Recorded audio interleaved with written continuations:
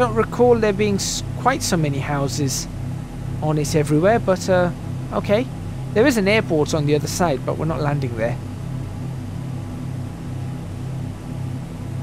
So we'll just fly over this and then we'll turn to a heading of 270. Once we get ourselves up to the speed where we want to get up to. Which I think we're fairly, well, sort of around that area, so that feels good to me. Right, let's get ourselves turning. As I said, this is the issue. Oh, sorry, not 270, 090. Why did I say 270? It was supposed to be 090. There we go. Gives you see a nice look of the Isle. It's pretty good. Pretty good. I do feel like my head needs to be further back. It needs to be like here, doesn't it? How am I supposed to do that? So if I were to do that, that should bring my head. There we go. That's a lot better. Now I can sit up and there we go. Now I can enjoy this a little bit better. So we're just going to fly over the island now, and then we're going to turn back and land up at Bournemouth. We might actually turn back early. Let's see, what time is it? 12:02. So I feel like we should turn back possibly in about, I don't know, 2 minutes. Let's see if we manage to get over the entire Isle. So I'm going to lean up like this so we can actually get a really good view here.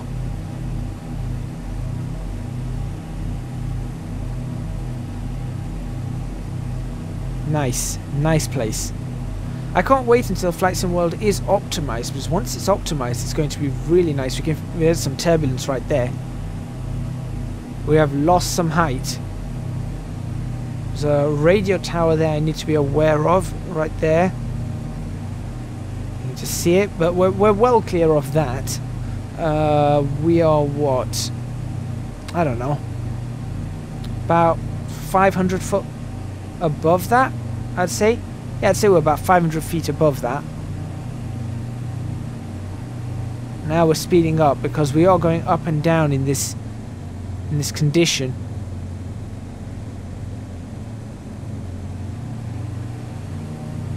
It is trying to manage it as best as it can, and obviously I'm doing the speed myself.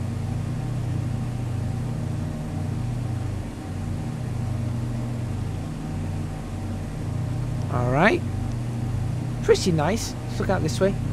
Can't see much because of oh, there we go. We can look further back. Just it's not brilliant, but there's Southampton out that way. So we are going to be headed back that way. We seem to be able to look out this way a lot better. There's some hills over there. As you can see, could I get terrain up on this? There we go. Should we zoom in a little bit? There we go, you can see those hills just there, or those ones just there. That's that lot there. There's a little bit of hill region there. So I can just see that in the distance just there. I didn't think there were this many houses on the Isle. I'll be honest. I feel like going on Google Maps right now, or you know, Google Earth, and checking it out. As a matter of fact, I am doing that right now. Whilst we're flying, I'm going onto Google, because this is important. I feel like this is important to be able to get towns and stuff like this right. It's really important. 12:05. Should we turn back? Let's have a look. What radial are we on? Probably almost on the... Yeah, we're almost on the 175. Tell you what, let's turn the heading now.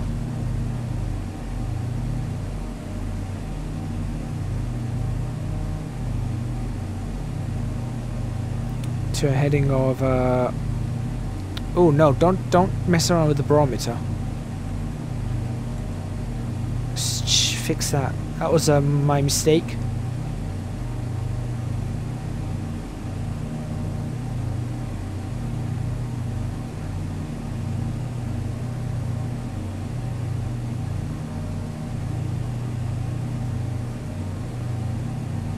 Let's turn to a heading like that or something. 10, that's 170, right?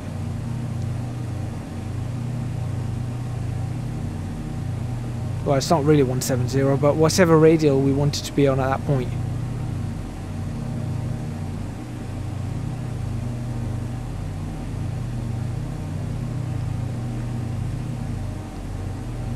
To be on the 170 radial, we would need to be at this point in time.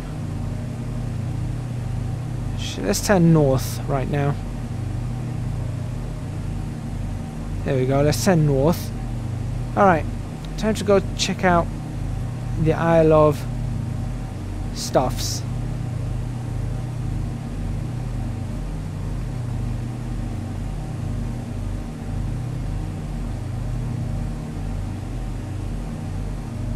Alright, there are some roads, of course. Now if I go into satellite view right here. Satellite, there we go. Let's have a look. Right, so we flew over this area. How many houses are around here? Barely anything. Right, there really shouldn't be all these houses. I just looked, I'm literally looking at the map right now. There are tiny areas where, like Newport, where there's a little city, but then it's just farmland and very, very few houses. I don't understand why all these houses are there. It's highly confusing. I know we're not sticking to the radial we're supposed to be. So at the moment we're actually, as you can see, on a completely different radial. Oh, that's a little bit disappointing. Anyway, we need to get ourselves lined up for landing, so I'm actually going to swap this over now. Can't swap. Being able to press it is a... Being able to press things in head tracking is another mission in itself. And let's turn over to our landing runway of choice today, which is going to be runway 26. I think. Well, that's really nice. Lovely haze as well over the UK. At least it's sort of clearer now. It's much better to fly. I wonder if we get closer to the ground if it's going to start lagging a lot again. I feel like it might. Alright, we're going to reduce altitude now to 1,500 feet with our vertical speed at 500 foot per minute, and we'll reduce our power. Now at this moment in time I don't believe I'm going to be lined up entirely with that runway. As a matter of fact, it's not runway 26. Ah.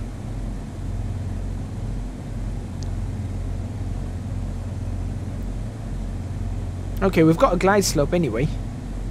We've got the ILS. So what we can do here is, yeah, we'll just use that. In fact, that's actually got everything done for us. Great. Let's get ourselves up on the localizer then. Slowing ourselves down as well. That's it. We've got our landing set up. So we'll turn onto a base leg. Ready to turn final. We'll do like a dog leg, I think. Looks suitable for us. And we'll try and maintain speed for a little while. We are still some ways out. That should be pretty good though. It doesn't, this area, Southampton doesn't look too bad. That's all Southampton. That doesn't look too bad.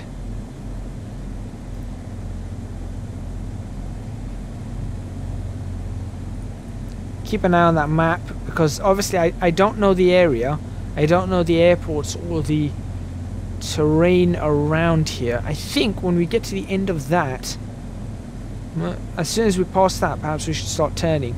This, if I just look up this waterway here, we should start turning after that. There's another airport just over, where? About there, somewhere?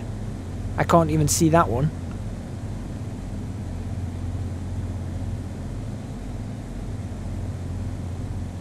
We're getting to the end of that waterway.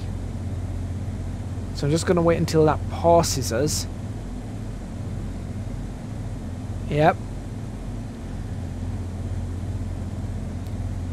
I know, that still hasn't moved. Maybe it's not quite... I feel like we should be turning in though.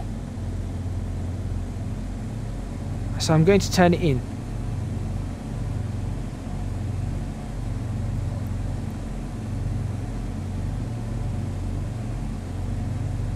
I think 26 is the runway of choice. Yeah, I think 26 is the runway of choice. We're not quite on it again, so we'll go 27. I can't see the glide slope here, although I can see it on this. You see, I can see it there. I still can't see it on that. And I'm looking out for the runway if possible, which I cannot see. We'll slow ourselves down decently. Seems to be about 15 miles away from the airport, so we've got plenty of time to correct ourselves. Just wait for this to come back. See, I don't have to mess around with this at this point in time. If you don't understand how these ILS systems work, do check out my tutorial series, and on those tutorials you'll work out how those ILS systems work pretty easily. Actually, 25 looks like the runway of choice. Look, it's there. It does have it there, doesn't it? Or is that 26? I'll find out. That's now moving. That's clearly moving now. Let's keep waiting for it. Once it gets to about 2 lines, I'll start turning in. Because it's not moving too quickly because I am not on a proper base leg. I'm not on a 90-degree base. I want an intercept, maybe a 10 or 15 degree intercept, which isn't even normal for an intercept, to be honest. 254 seems to be the runway.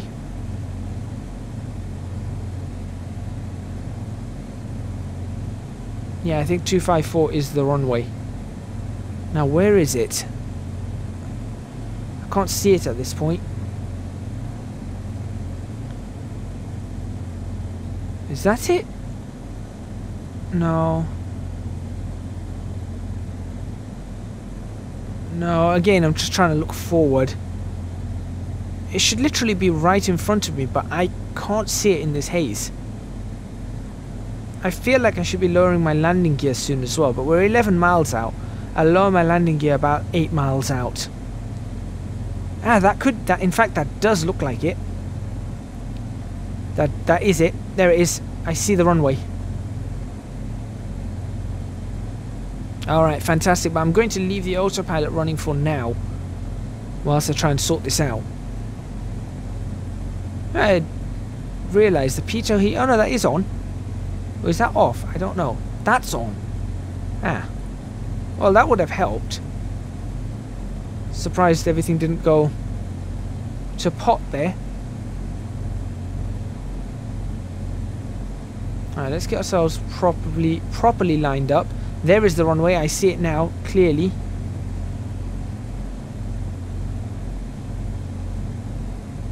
Yeah, I clearly see the runway there.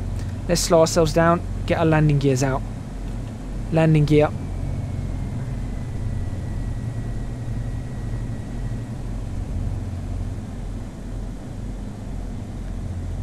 Right, that was actually quite difficult to see. 15 minutes. This has been about a half-hour video, it seems. That's fine. Right, now we've got to compensate for the wind, which is blowing in that direction. So we're going to have to compensate for that. I feel like taking manual control would be a good idea. Get one stage of flaps out. And that's coming down quite nicely. I have control.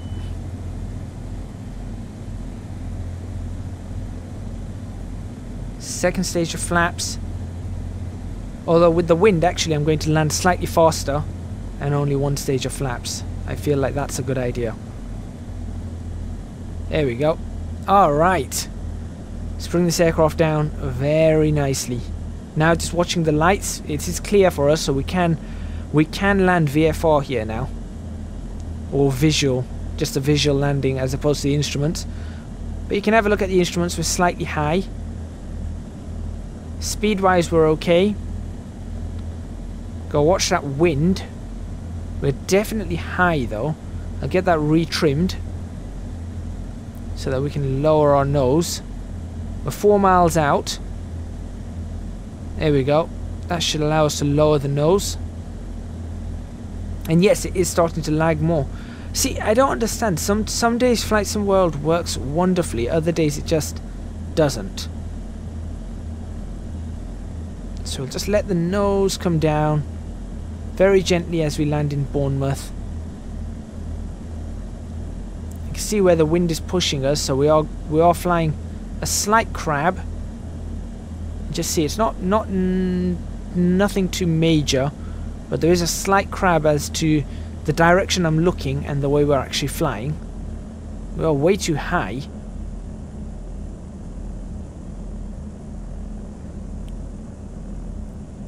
And I wish this movement wouldn't be so insane. I feel like we need to drop that nose a lot more today. I don't know why it feels like the lift is a lot more today than it has been before. There we go, we're coming back on the glide now.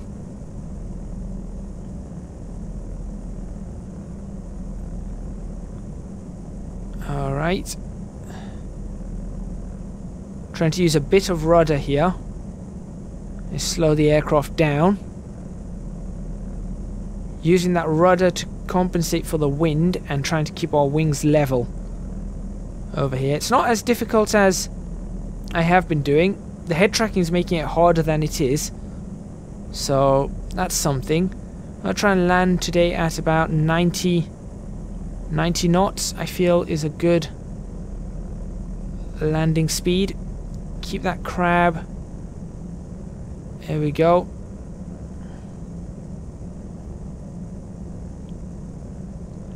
Reduce power to idle. Let the aircraft float. And it's down nicely. There we go. Ailerons into the wind slowly. Ooh. Okay. That's pulled us over. Into the wind. Into the wind. There we go. Ailerons fully deflected into the wind now. And as we slow down on the brakes. So what happened there is I misjudged the ailerons going into the wind, but as you can see my ailerons are now fully deflected into the wind, and that's how I managed to control it. So what I did is I didn't put the ailerons into the wind too quickly, and that started pulling the aircraft in towards the wind, which is on the left. So we'll just vacate the runway at taxiway Alpha right here. Not the best of flights, but we got somewhere. We learned something here about the head tracking. And also using weather in Flight Sim World with head tracking, so that's something to consider.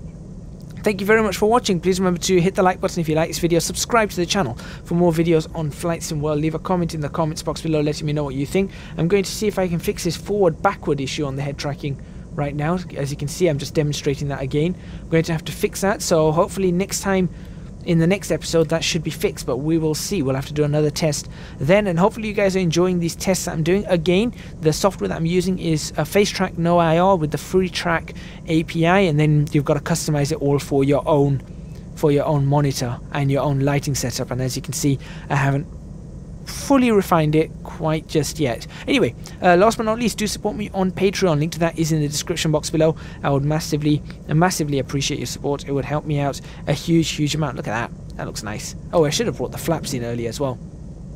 That looks really nice. So do support me on Patreon if you can. That I would really appreciate that support. Link to that is in the description box below, and you will have access to my Discord server. So that's a little bonus for you. There's a nice little community there of quite a few people actually. So yeah, I think that's about everything. Thank you very much for watching once again, and I will see you guys next time in Flight Sim World.